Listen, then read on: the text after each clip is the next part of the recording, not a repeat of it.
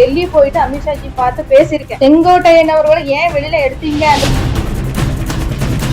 நான் பேசிட்டு என் அம்மா கட்சி இப்படி உடையுது, நான் உள்ள போக மாட்டேன், எனக்கு எதுவுமே வேண்டாம். எல்லாரும் சேர்ந்து அம்மா சொன்னது உயிரில என்னெல்லாம் எழுதி வச்சிருக்காங்க அது கொஞ்சம் படிச்சு பார்த்து நீங்க அதுபடி நீங்க நான் பண்ணி கொடுங்க அப்படின்னு சொன்னதுக்கு ஒரு வாரம் போடுங்க, யூ வெயிட் 1 வீக், நான் சொல்றேன் அப்படின்னு சொல்லிட்டேன். மறுபடியும் அவங்க என்ன கூப்பிடுவே.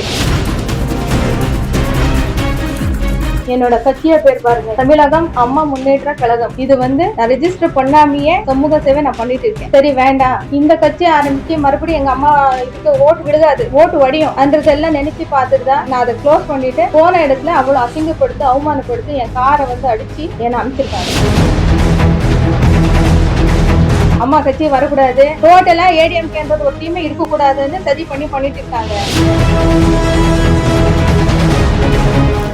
உங்களுடைய கோரிக்கை, அதாவது நீங்க என்ன பண்ணணும்னு நினைக்கிறீங்க? கட்சியில என்ன பண்ணணும்னு நினைக்கிறீங்க? நான் ஒன்னும் பண்ணணும்னு நினைக்கலப்ப. அவங்க சிஎம் என் சீட் எனக்கு வேணும், நீ உட்கார்ந்து இருக்க சீட் வேணும்னு நாங்க போகல. எனக்கு சாதாரண ஒரு எம்எல்ஏ சீட் எனக்கு வேணும், நான் மக்களுக்கு சேவை செஞ்சுட்டு இருக்கேன். என்னோட கட்சிய பேர் பாருங்க, தமிழகம் அம்மா முன்னேற்ற கழகம். இது நான் ரெஜிஸ்டர் பண்ணாமையே சமூக சேவை நான் பண்ணிட்டு இருக்கேன். நிறைய பேருக்கு வீடு கட்டி கொடுத்திருக்கேன், ஹேண்டிகேப்ஸ்க்கு எல்லாம் நிறைய உதவி பண்ணிருக்கேன், கல்யாணம் பண்ணி வச்சிருக்கேன், எல்லாம் நல்லதா போயிட்டு இருக்கு. நேத்து என்ன அசிங்கப்படுறது காரணம் என்னன்றது மட்டும் எடப்பாடியார் எனக்கு சொல்லணும். இப்ப நீங்க புதுசா ஒரு கட்சி ஆரம்பிச்சிட்டீங்க, அப்படி இருக்கும்போது எதுக்காக அண்ணா திராவிட முன்னேற்ற கழகத்துக்குள்ளேயே போகணும், நீங்க தனியா இருக்காமையே அப்படி செயல்படணும்னு நினைக்கிறீங்க? சுற்றுப்பயணம் போயிருந்தேன். சுற்றுப்பயணம் போயிருக்கும் போது எல்லாரும் என்ன சொல்றாங்கன்னா, தனி கட்சி ஆரம்பிக்காதீங்க, அம்மா கட்சிக்குள்ளேயே நீங்க வாங்க, நீங்க இவ்வளவு உதவி பண்றீங்க அப்படி எல்லாம் போற இடத்துல எல்லாம் அப்படி சொன்னாங்கடிதான் நான் அங்க போனேன். சரி வேண்டாம், இந்த கட்சி ஆரம்பிச்சு மறுபடியும் எங்க அம்மா இதுக்கு ஓட்டு விழுகாது, ஓட்டு வடியும் அன்றதெல்லாம் நினைச்சு பார்த்துட்டு தான் நான் அதை க்ளோஸ் பண்ணிட்டு நாங்க தேடி போனது நானாக போனேன். யாரும் என்கிட்ட சொல்லியோ அவங்க சொல்லி இவங்க சொல்லி எல்லாம் நான் போகல,